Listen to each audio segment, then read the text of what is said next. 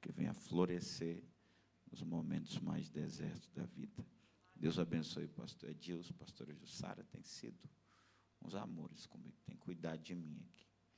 Tem sido pessoas que o Senhor colocou no meu caminho para me abençoar. Eu sou muito grato e sou muito honrado pela vida de vocês. Deus abençoe toda a igreja aqui reunida. Que igreja tão cheia da presença de Deus. Eu já senti Deus aqui. Mateus 26, 36, quem achou, diga amém. E chegou, pois, Jesus com eles a um lugar chamado Getsemane, e disse a seus discípulos: assentai-vos aqui enquanto vou além orar. E, levando consigo a Pedro e os 12 filhos de Zebedeu, começou a entristecer-se e a angustiar-se. E disse-lhe: a minha alma está triste até a morte. Ficai aqui e vigiai comigo. Indo ele mais um pouco adiante, prostrou-se sobre o seu rosto, orando e dizendo: meu Pai, se é possível, passa de mim este cálice. Todavia não seja como eu quero, mas sim como tu queres. E, retornando aos seus discípulos, os encontrou dormindo, e disse-lhe a Pedro: então, nem uma hora pudeste vigiar comigo. Vigiai e orai, para que não entreis em tentação. O espírito está pronto, mas a carne é fraca. E, afastando-se mais uma vez, orou, dizendo: meu Pai, se esse cálice não pode passar de mim, sem eu beber, que seja feita a tua vontade. E, voltando de novo, os encontrou dormindo, pois os seus olhos estavam pesados de sono. Então retirou-se novamente pela terceira vez e orou, dizendo as mesmas palavras. E, passado algum tempo, voltou aos discípulos e indagou: ainda dormis e repousais? Eis que é chegada a hora, o Filho do Homem será entregue na mão dos pecadores. Levantai-vos e sigamos. Eis que aquele que me trai já se aproxima. Amém. Podeis assentar. Tecladista, meu amigo, não me abandone. Se tiver um fundo aí.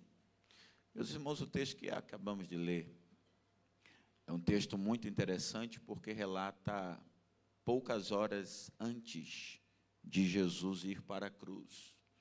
Embora a cruz ela não seja o propósito, a cruz ela representa um propósito.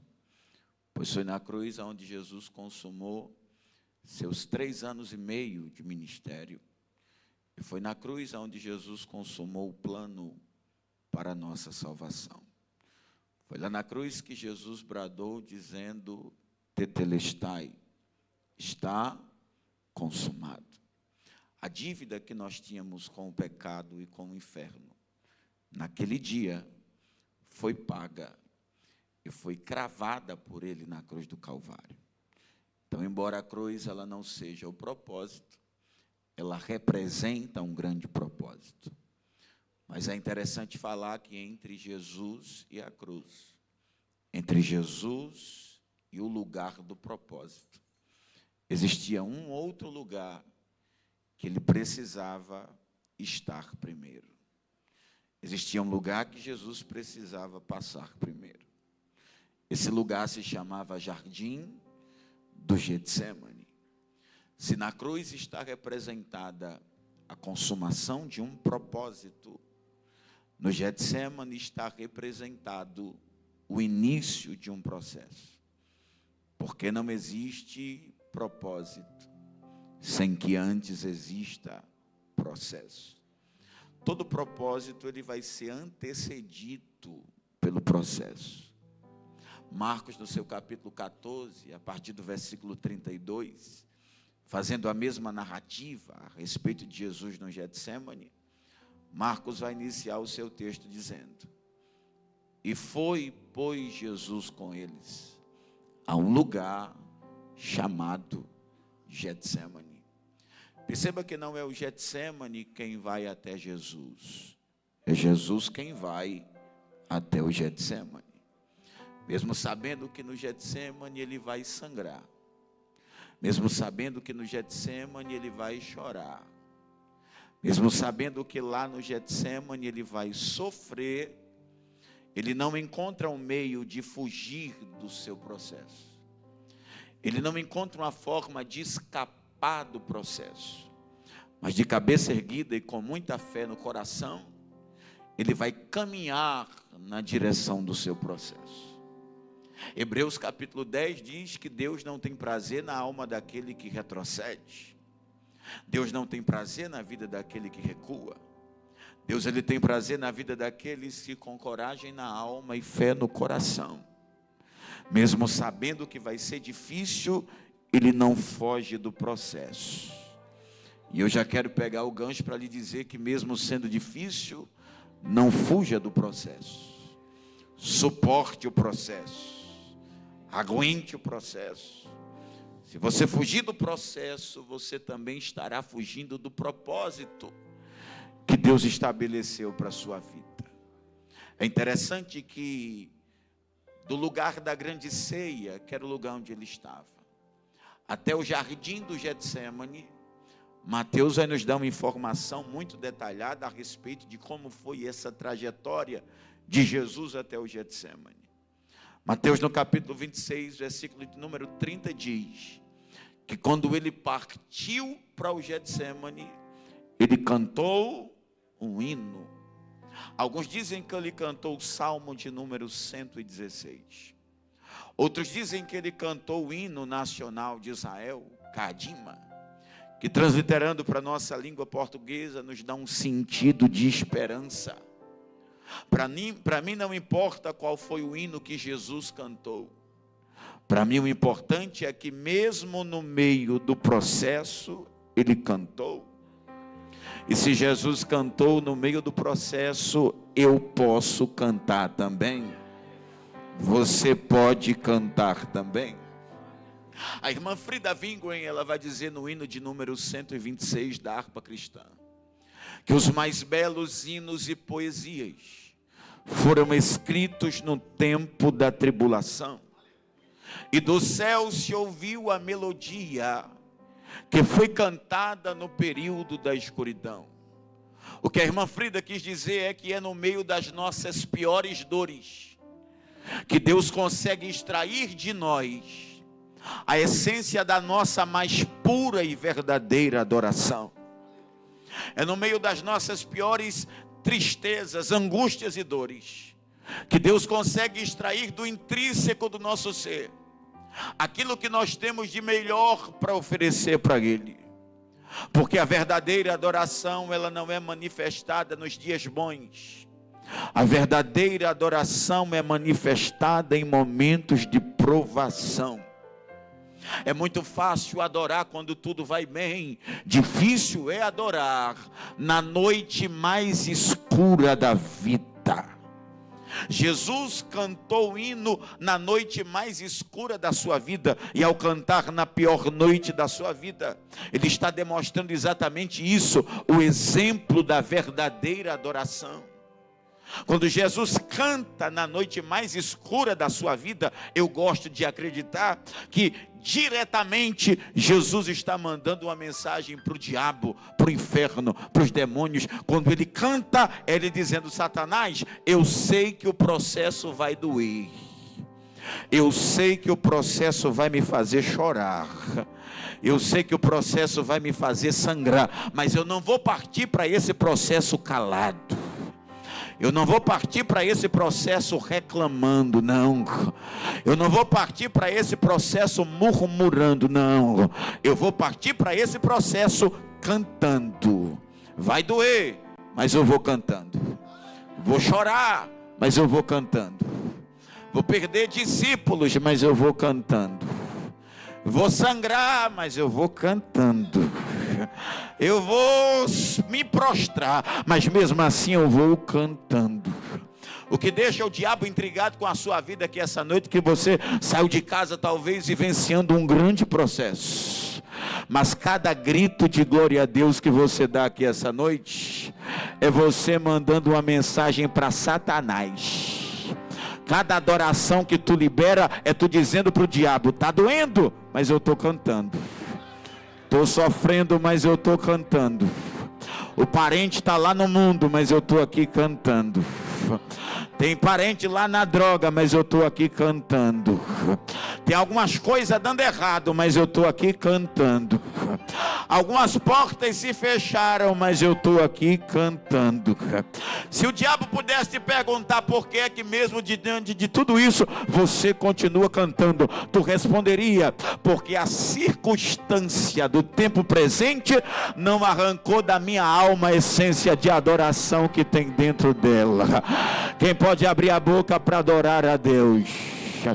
Se o diabo pudesse te perguntar por que é que você adora, você diria: porque independente da circunstância, dele, por ele e para ele, ainda são todas as coisas. Eu convido você mais uma vez a adorar o nome daquele que vive, que reina, que tem, que pode. Adore a ele. Quem pode cantar para ele hoje? Quem pode liberar uma adoração pura, genuína, verdadeira? Libera alguma coisa, aleluia, de Rio de Janeiro para o Deus Yahvé agora. Eu já sinto a presença dele aqui. Aí chega no texto onde nós lemos, Mateus 26:36. Mateus 26:36 inicia dizendo assim: e chegou, pois, Jesus com eles a um lugar chamado Getsemane. Perceba que Marcos diz assim: e foi Jesus com eles. Mateus diz: e chegou Jesus com eles. Por que Marcos diz que ele foi? Mateus diz que ele chegou. Porque quem tem propósito sempre chega. Vou repetir para ver se o glória melhora, né? Quem tem propósito sempre chega. Não importa quem olhou para você no meio do processo e disse que desse jeito você não chegaria. Deus me traz de Brasília para te dizer: se tem um propósito vivo meu na tua vida, você não morre no meio do caminho. Você vai chegar no lugar aonde eu já determinei que você chegaria. Você não vai chegar onde todo mundo chegou, você vai chegar onde Deus determinou que você vai chegar. Eu estou pregando para alguém essa noite e tem uma palavra de ordem profética na minha boca. Se Deus tem plano na tua vida, Ele já preparou a telinha de chegada, porque o inferno, querendo ou não, você vai chegar no lugar que Deus já determinou que você chegaria. Eu estou pregando para alguém que não vai morrer no meio do processo. Eu estou pregando para alguém que vai chegar no lugar do propósito. No Getsemane ele chega com 11 dos seus discípulos. Dos 11 ele vai olhar para 8 e vai dizer: assentai-vos aqui, ficai aqui. Jesus entende que é tempo de deixar 8 dos seus discípulos para trás. Por que é que Jesus vai deixar esses 8 para trás?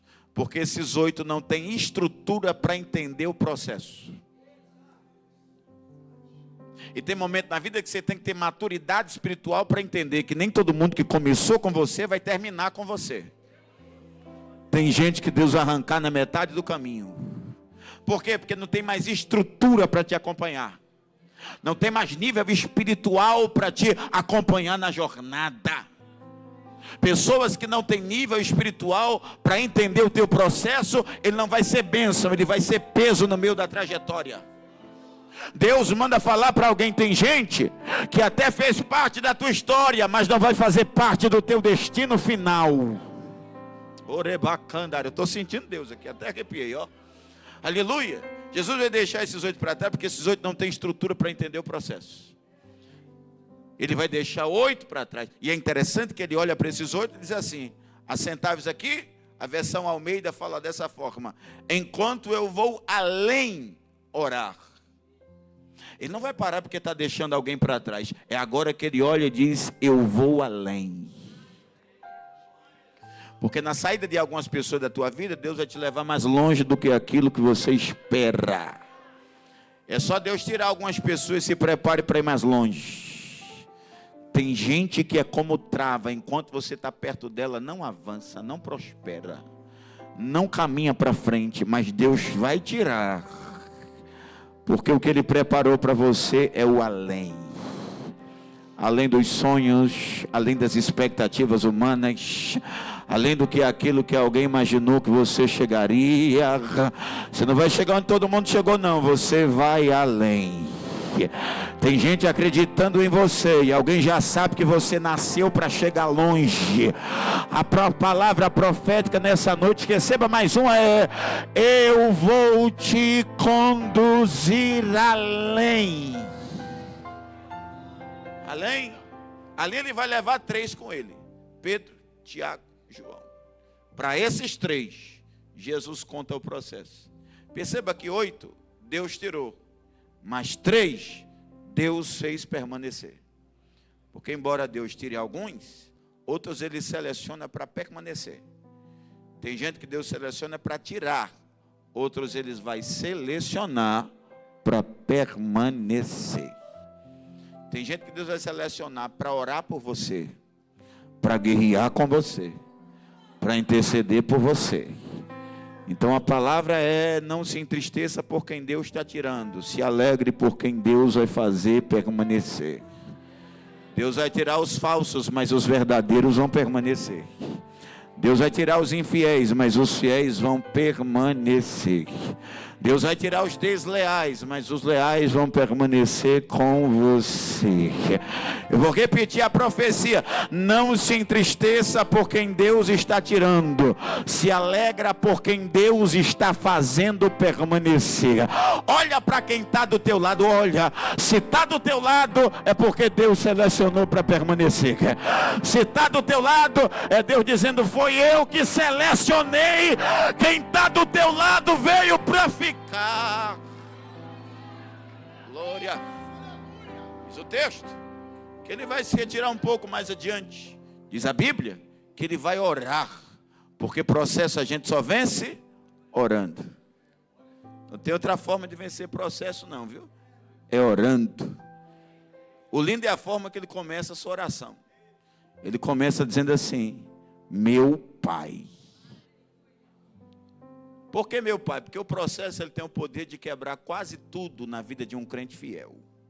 Na vida de um crente, eu não estou falando do infiel não, estou falando do fiel. O processo tem o poder de quebrar quase tudo na vida de um crente fiel. Processo quebra família, processo quebra amizade, processo quebra finança, processo quebra confiança, processo quebra saúde, processo quebra projeto, processo quebra ação. Lembra de Jó? Jó era fiel e veio o processo e quebrou a família de Jó, a saúde de Jó, as amizades de Jó, as finanças de Jó. Quase arrebenta o casamento de Jó. E Jó era fiel. O processo na vida de um crente fiel, ele tem o poder de quebrar quase tudo. Só tem uma coisa que o processo na vida de um crente fiel não tem o poder de quebrar. O que é? É o relacionamento entre um filho e um pai. O relacionamento entre o filho e o pai, quando é fiel, a luta não quebra, a dor não quebra, o processo não quebra, o vento não quebra, a tempestade não quebra. Papai mandou eu aqui essa noite para te dizer: meu filho, eu sei que o processo tem quebrado algumas coisas, mas a minha intimidade contigo, essa luta não vai quebrar, esse vendaval não vai quebrar, a tua paternidade espiritual está intacta. Você pode não ter mais discípulos, você pode não ter mais ninguém na terra, mas você ainda tem um pai. Só quem tem pai, só quem tem pai, só quem tem pai, só quem tem pai. Oh, é por isso que Jesus começa a sua oração dizendo: meu Pai. Ah, papai. É ele dizendo: o processo quebrou discipulado, o processo quebrou muitas coisas, mas eu ainda tenho um pai lá no céu que não me deixa. Aleluia. Meu Pai, se for possível, passa de mim esse cálice. Jesus aqui está fazendo alusão a uma antiga cultura grega da antiga cidade de Atenas, quando os homens eram condenados e sentenciados à pena de morte. Eles ficavam enfileirados em uma fila. Na frente daquela fila tinha um tipo de juiz. E o juiz tinha um cálice na mão. Dentre aqueles que foram condenados à pena de morte, somente um.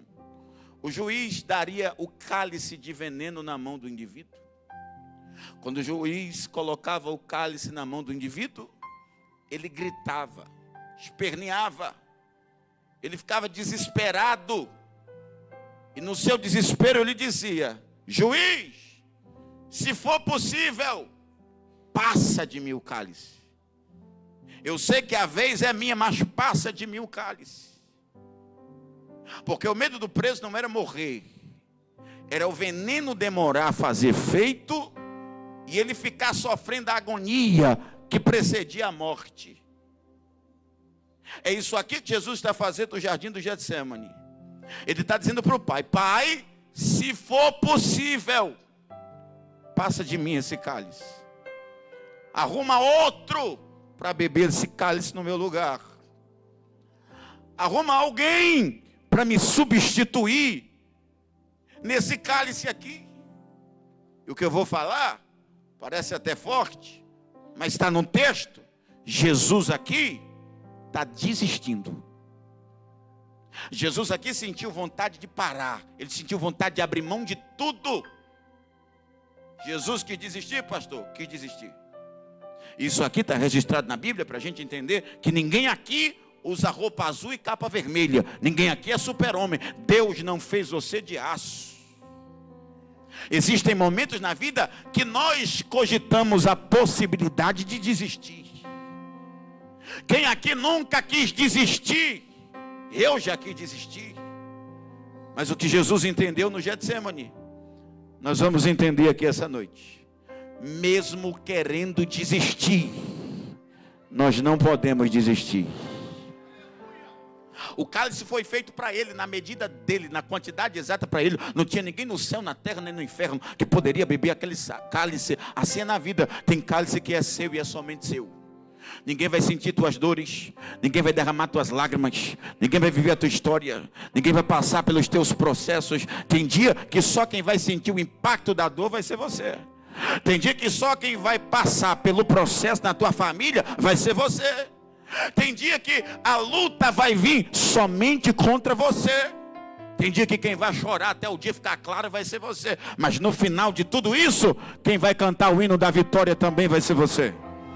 Quem vai dizer que a glória da última casa é maior do que a da primeira vai ser você. Então Deus manda lhe dizer: suporte o peso do processo, porque eu vou te conduzir à excelência do meu propósito. Eu sei que o processo fere, o processo dói, o processo machuca, mas o propósito ainda cura, o propósito ainda restaura, o propósito ainda levanta e te coloca de pé. Quando ele entende que ele não pode desistir, ele muda a oração. Ele diz: todavia, seja feito o que o Senhor quer e não o que eu quero. 3 vezes ele vai até os discípulos. E todas as vezes que ele vai até os discípulos, ele encontra os discípulos dormindo. Por que é que os discípulos dormem? Porque Jesus precisava entender que o processo não era ele e os 8. Não era ele e os 3. Era só ele e o Pai.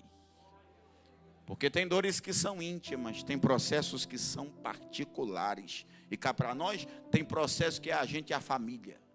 Tem processo que é a gente e a igreja. Tem processo que é só a gente e o casal de pastores. Mas tem processo que Deus tira todo mundo. E Deus diz: nesse aqui, ó, é só você e eu.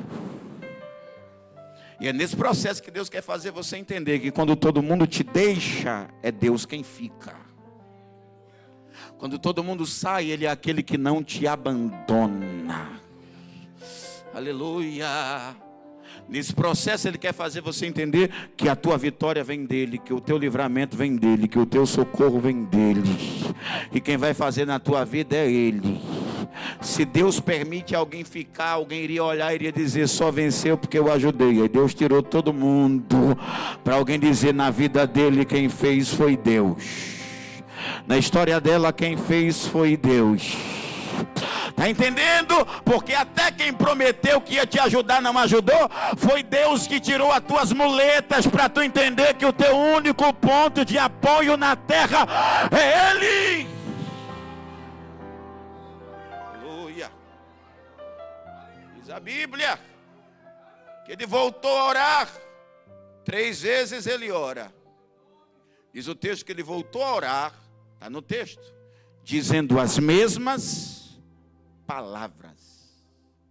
Que palavras era essa? A segunda vez que ele ora, ele diz assim: todavia, seja feita a tua. E as 3 vezes ele fala a mesma coisa: todavia, seja feita a tua. É aqui que Lucas vai dizer no capítulo 22, versículo 44, que Jesus entra em agonia. A pressão espiritual sobre seu corpo é tão grande que os poros sanguíneos sudoríparos do corpo se dilatam. Seus vasos de sangue se misturam com seus vasos de suor. E aqui que Lucas diz que ele começou a suar grandes gotas de sangue. Isso aqui é para o pentecostal da glória a Deus. Você vai dar agora. Ele está no Getsemane prostrado. Ele está chorando. Agora ele está sangrando, mas continua orando. Orando dizendo o quê?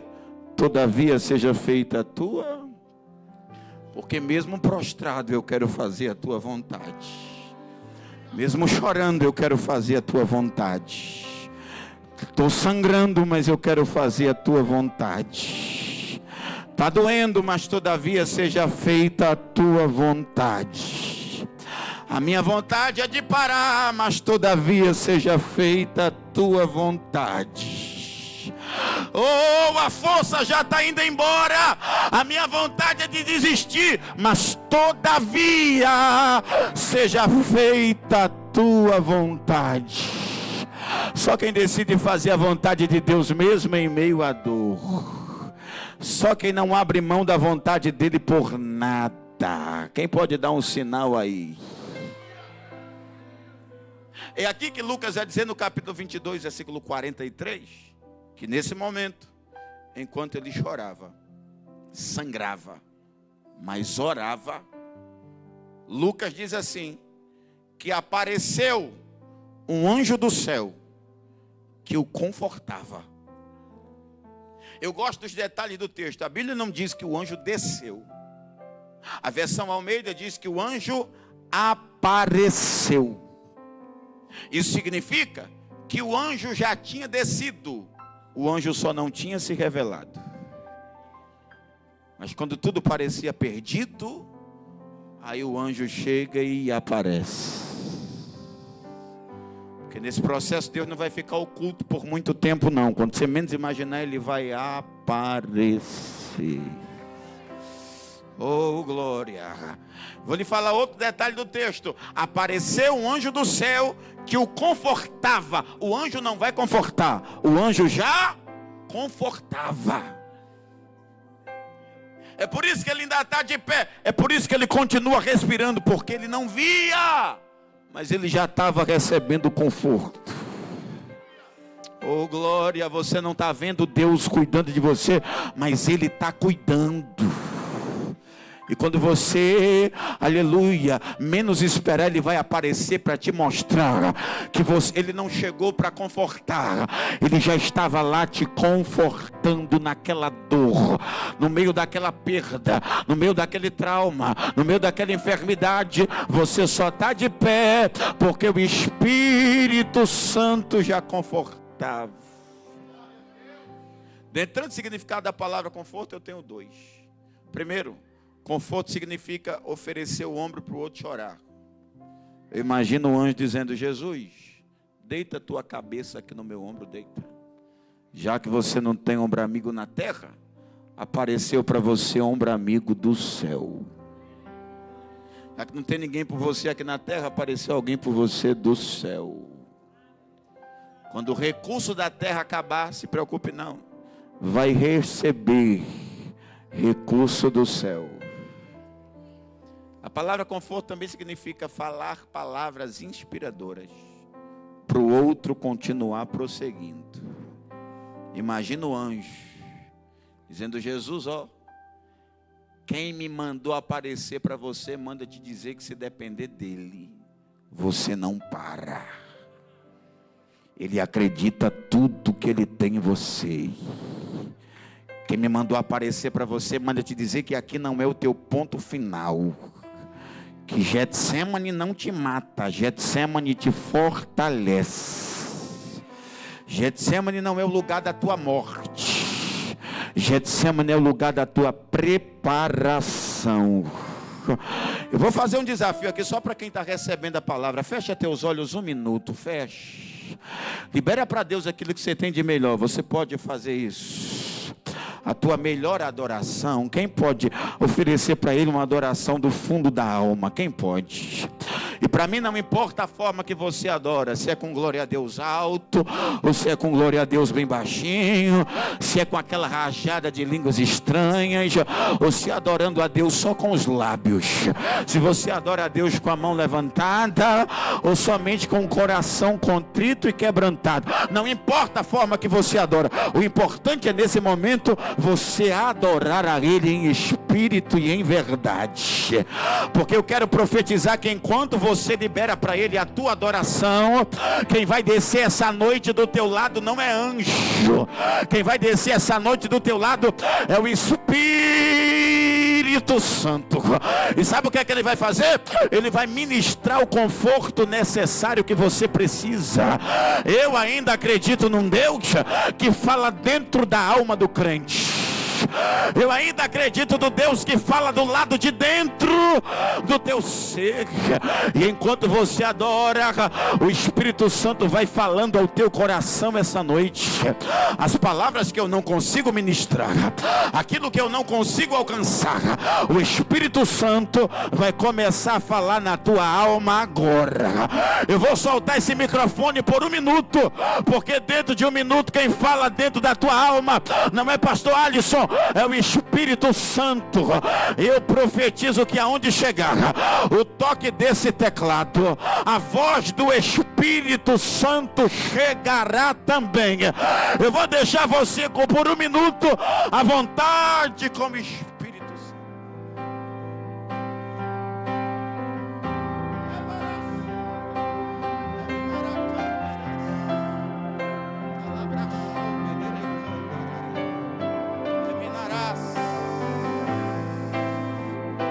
Baracóvia, Iriminicanteresia, Labarauexia, Eminas.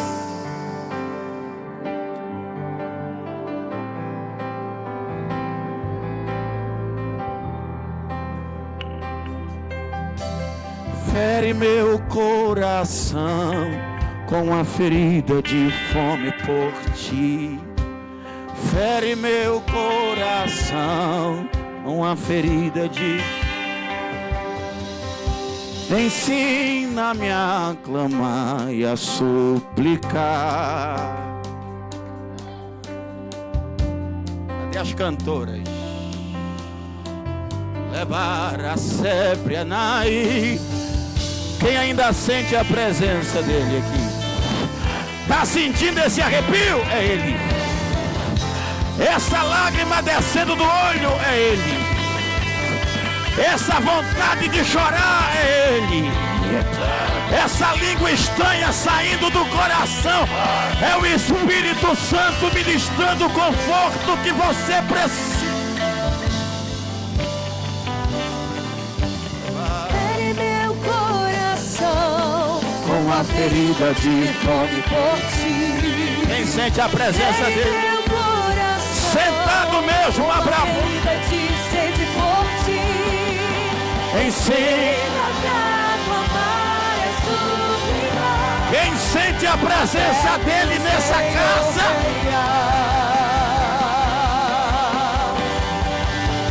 Até que o Senhor venha, eu vou clamar. Até que o Senhor venha, eu não vou descansar. Até que o Senhor venha, eu vou lançar a minha vida diante do teu altar, diante caminhando para o encerramento. Mas sabe o que é lindo? É que depois do conforto do anjo, Jesus se levanta. Depois do conforto do anjo, Jesus levanta. Porque Ele quer mostrar para mim e para você que independente do processo, ainda é possível se levantar e se colocar de pé. Oh glória! Ele se levanta. E depois que Ele levanta, Ele olha para os discípulos e diz assim: levantai-vos. É chegada a minha hora.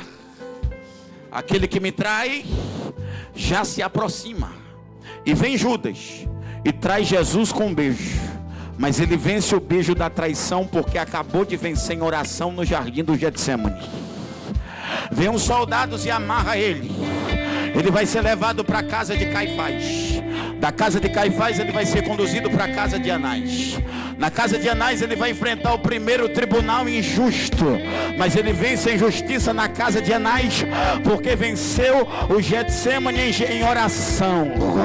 Diz a Bíblia que na casa de Anás ele vai ser esbofeteado, vai ser cuspido, mas ele vai vencer as bufetadas e as cuspidas, porque venceu em oração no jardim do Getsemane. Diz a Bíblia que da casa de Anás ele vai ser mandado para a casa de Pilatos, da casa de Pilatos para a casa de Herodes, da casa de Herodes para a casa de Pilatos novamente. Na casa de Pilatos ele vai enfrentar o segundo tribunal injusto. Vamos olhar e vamos perguntar: a quem vocês querem que eu solte? Jesus ou Barrabás? E o povo olha e diz assim: mata Jesus, solta Barrabás. A mesma multidão que ele curou, salvou, alimentou, abençoou, foi a mesma que ele desprezou. Mas ele vai vencer o desprezo de toda uma multidão, porque venceu o desprezo dos discípulos dormindo no jardim do Getsemane.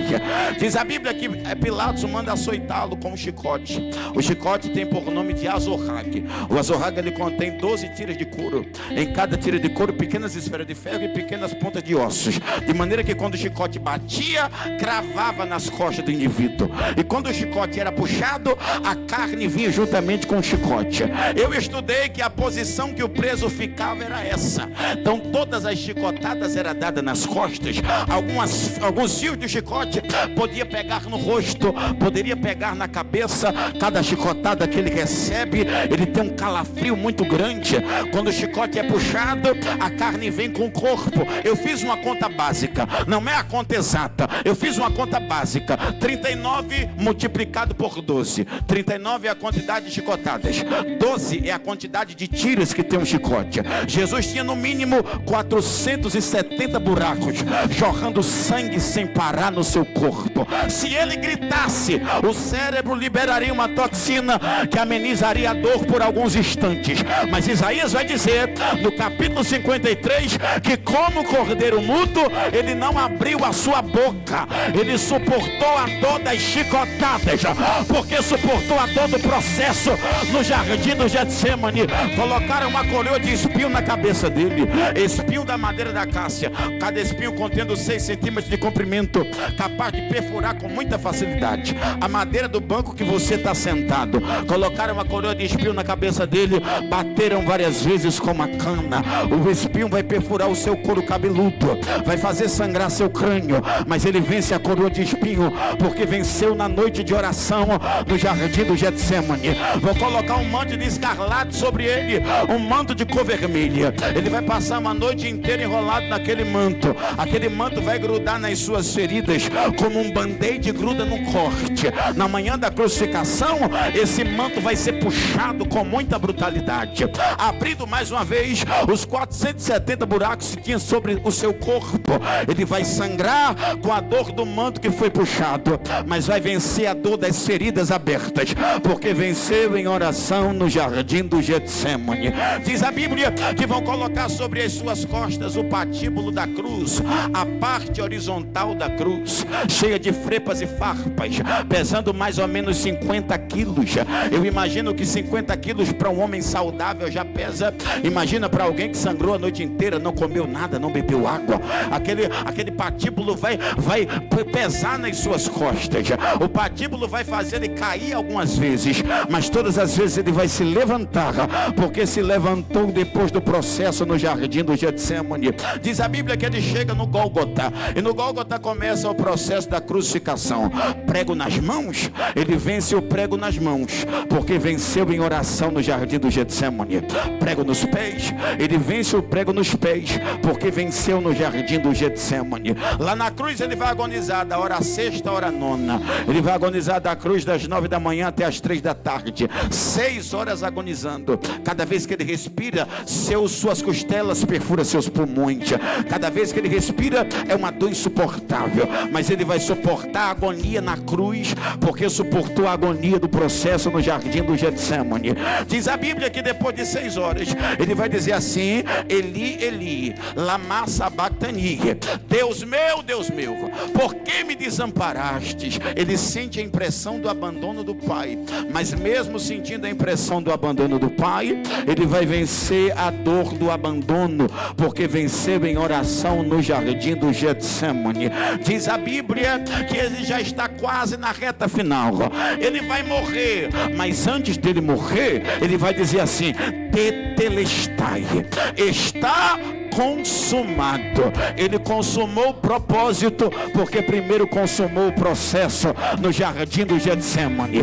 Ele morreu, mas a Bíblia diz que quando ele morreu, alguns fenômenos aconteceram. Primeiro, a terra tremeu, os montes fenderam, o véu do templo se rasgou de alto a baixo, porque a aliança de Deus com o homem foi quebrada de baixo para cima, mas a restauração dessa aliança, ela vem de cima para baixo. Ele morreu, mas para você ficar de pé dando glória a Deus, vai passar o primeiro dia, vai passar o segundo dia, no terceiro dia a irmã Maria vai no sepulcro, e quando ela chega lá, o anjo prega para ela dizendo: Maria, por que procurais entre os mortos aquele que vive? Ele não está mais aqui, ele já ressuscitou, ele venceu a morte, porque primeiro venceu no jardim do Getsemane. Uma ferida de fome por ti. É Maracandaraia. E se Jesus venceu o processo, você vai vencer também. Fica de pé. Até que o Senhor venha. Oh, quem pode abre a boca e até que o Senhor venha. Eu vou clamar até que o Senhor venha. Eu não vou descansar até que o Senhor venha. Eu vou gastar a minha vida diante do teu altar, diante do teu altar. Pastor, Jesus venceu tudo isso só porque passou pelo Getsemane, é a maior verdade. Porque Getsemane não é um lugar comum, é um lugar profético. Getsemane significa prensa de azeite. Quanto mais ele era prensado, mais azeite fluía. E nesse domingo eu quero encerrar liberando uma palavra profética. Deus vai derramar azeite novo nessa casa. Deus vai derramar óleo novo sobre a tua cabeça hoje. Eclesiastes capítulo 9, verso 8: seja sempre alvas as tuas vestes, e nunca falte o óleo na tua cabeça. Davi diz assim: unge a minha cabeça com óleo, mas eu não quero gota não, Jeová, o meu cálice transborda. Salmo de número 133.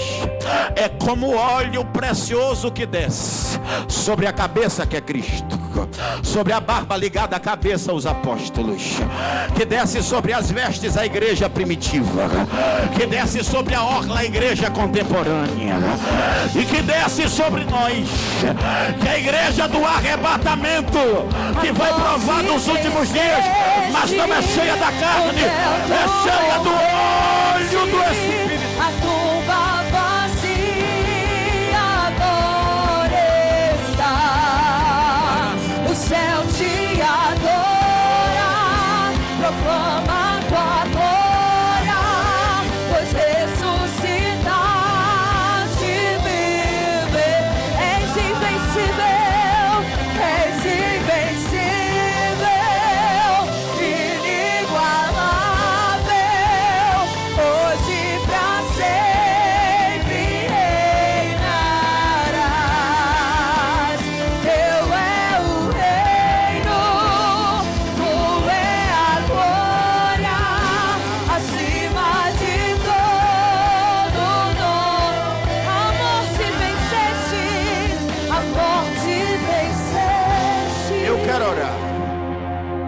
quero encerrar orando. E a minha oração é: Jesus, derrama óleo novo. Derrama óleo novo agora, papai. Elergia sobre Eminaral e Leparácia. Enquanto eu pregava aqui, Deus falou no meu coração: está descendo um livramento para alguém chamada Ludmila. A Ludmila que eu estou falando é da família Moraes. Eu vejo uma mulher de cabelo preto, que Deus colocou algo muito especial na vida dela, mas o inferno luta. E Deus falou para mim: eu estou cobrindo uma mulher chamada Ludmila com o meu sangue. Levaia, sou, lavarás. Cadê, irmã, da ação social? Cadê, irmã? Levante suas mãos. É a senhora que vai orar pela Ludmila Moraes agora. É quem? É sua sobrinha? É por isso que Deus está mandando a senhora levantar as mãos e orar por ela.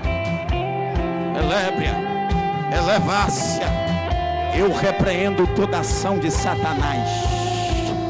A Ludmila vai ser profetisa. Ela é do altar do Senhor e Satanás não vai tocar. Há poder no sangue de Jesus. Há poder no sangue de Jesus. Há poder no sangue de Jesus. Há poder no sangue de Jesus. Há poder no sangue de Jesus. Eu te cerco com o cerco da minha proteção. Eu tenho cuidado e amor para com a tua vida. Por aquilo que tu faz, Satanás sorrateiramente se levanta no escondido. Eu estou blindando hoje a tua saúde.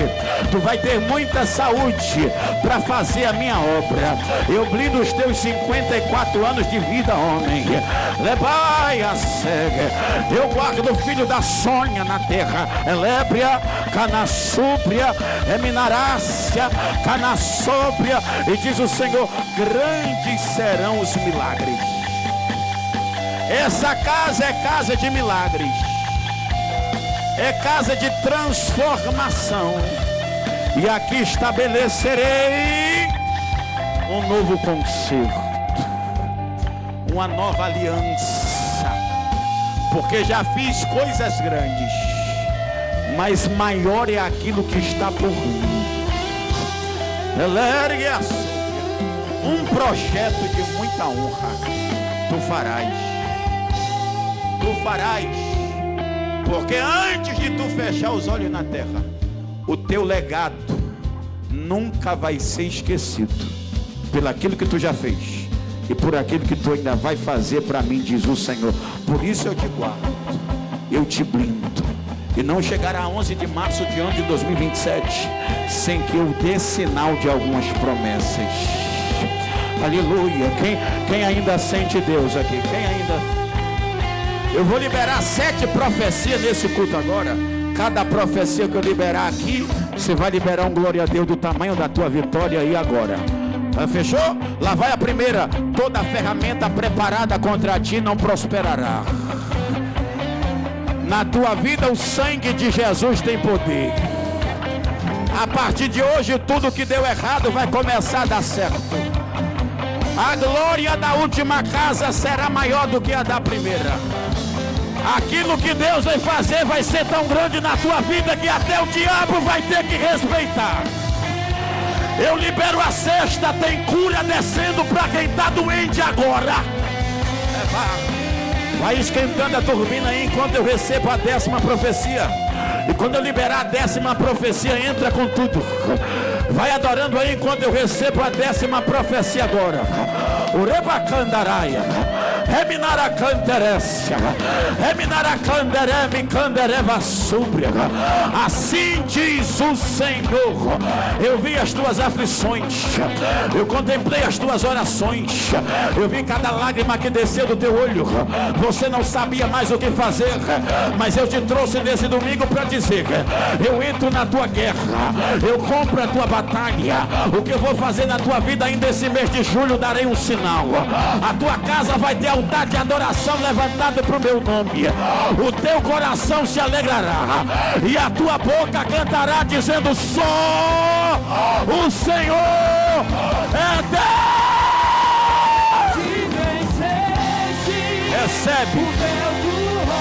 Recebe a cura, recebe a unção, recebe renovo, recebe a graça, recebe a glória, recebe a presença de Deus.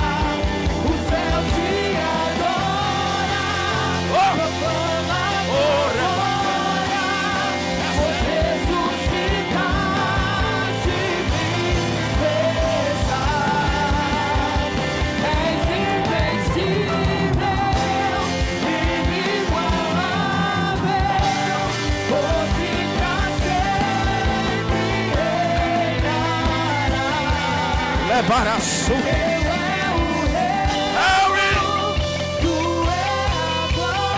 Deus ainda vai te fazer gerar milagre, mulher. Tu ainda vai gerar milagre nessa terra, como Sara gerou sorriso, como Sara gerou Isaac. Se prepara para gerar promessa. Lá vai a quem pode abrir a boca e orar pela vida dela agora, porque Deus falou no meu coração. Ela sobe aqui para cantar, mas vai ter um dia que ela vai subir aqui para contar um testemunho, e vai orar como Ana. Por esse menino orava eu, repara. Lepa candaraia, repra canto que, uraba canto robia, eminara canderes. O que ela está recebendo aqui é a promessa, é um salmo, é renovo. Deus está enchendo essa casa da presença dele, e milagres vão começar a ser testemunhados. Orebicanda, quem adora recebe, e quem recebe adora. Quem adora recebe, quem recebe adora. Quem adora recebe, quem recebe adora. Quem adora recebe, quem recebe adora. Receba a cura, receba a unção, receba renovo, receba a graça, recebe agora, recebe. Eu estou ficando doido aqui, meu Deus. Recebe. O Espírito de Deus desceu na casa. Elébria, reparácia, na sobre minha farra. Quem pode abrir a boca para adorar o nome daquele que vive, que reina, que governa, que comanda, que faz, que desfaz. O Deus que abre porta fechada, o Deus que fecha a porta da derrota, abre a porta da vitória. Adore a Ele.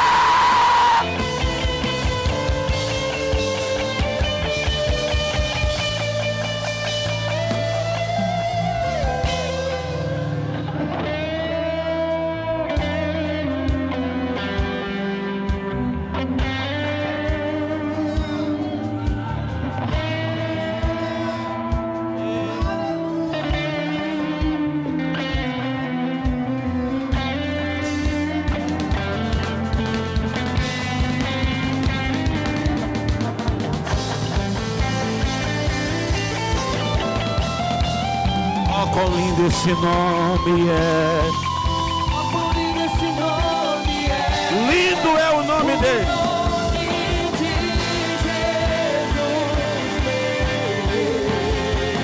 Quão lindo esse nome é. Maior que tudo ele é. Quão lindo esse nome é. Nome de Jesus. Eu vou encerrar. Eu acho que eu já passei até da hora, mas eu não posso encerrar sem fazer uma pergunta muito importante. Tem alguém entre nós que hoje quer renovar a aliança com Deus? Alguém que está distante da igreja, distante dos caminhos do Senhor? Se você estiver perto dessa pessoa e agora afastada, distante, já pega na mão dela, já vai orando por ela. Você que chegou aqui distante de Jesus, da igreja, da comunhão, ouviu essa palavra e foi tocado por Deus, e hoje sentiu o desejo no seu coração de reconciliar-se. Tem alguém que hoje quer reconciliar? Dá um sinal com a mão aí agora. Eu quero conhecer a primeira pessoa aqui hoje quer voltar para a presença de Deus. Tem alguém? Sem Jesus é só processo, mas com Ele tem propósito. Cadê a primeira vida? Tem alguém? Alguém afastado? Alguém distante? Não tem ninguém? Quem vai sair daqui abençoado hoje? Oh glória, que maravilha. Você não somente vai sair daqui abençoado, Deus também vai te dar a oportunidade de abençoar. Quem me vê pregando nessa graça, não imagina que eu estou passando dos momentos mais críticos da minha vida. Só Deus sabe a batalha. 2 carros batidos. Minha bisavó morreu tem 2 semanas atrás. Muitas lutas. E eu vivo pela fé. Eu tenho aqui um material bíblico que pode abençoar muito a sua vida. Para as irmãs eu tenho essa Bíblia bolsa. A Bíblia lançada pela pastora Helena Raquel, a Conferência de Pastores do Brasil em 2025. Tem ela no preto, tem ela no branco, tem ela no dourado, tem ela no marrom. Essa Bíblia aqui, quem for comprar, você vai ter que orar para Deus te livrar da Penina. Porque Penina vai ficar invejosa com você com a Bíblia dessa. Eu tenho aqui também a Bíblia mais próxima do original hebraico, a Bíblia mais vendida nos últimos 9 anos, a Bíblia King James. É a versão que eu uso para ministrar. Tenho ali outros materiais, eu tenho Bíblia infantil, tem Bíblia da letra Jumbo. A letra Jumbo faz milagre, porque até o cego vê ela. Né? Jumbo, aquela letrona grandona com harpa, capa, couro. Pensa numa jumbo linda. Tem ali óleo ungido, tem óleo para cura do corpo, cura da alma, bênção no lar, poder de Deus, libertação. Se você sentir no coração de ajudar também um missionário, passe ali, abençoa, você também vai ser abençoado. Eu aprendi que a semente que a gente semeia, ela pode sair do nosso bolso, mas nunca vai sair da nossa vida. Semente no reino de Deus são perpétuas. Pastor Natanael, muito obrigado. Deus abençoe em nome de Jesus.